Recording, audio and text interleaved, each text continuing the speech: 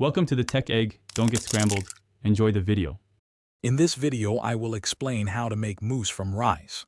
First, rinse 1 cup of rice well, then cook it with 2 cups of water until it's very soft.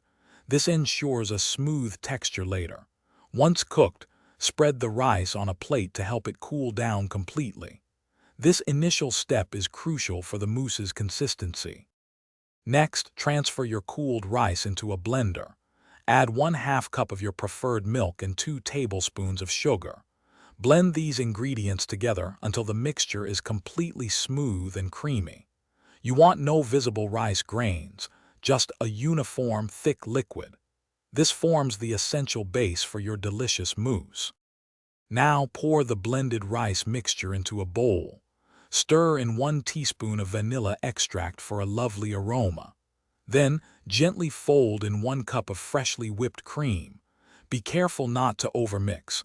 The goal is to keep the mousse light and airy. This step adds richness and that signature mousse texture.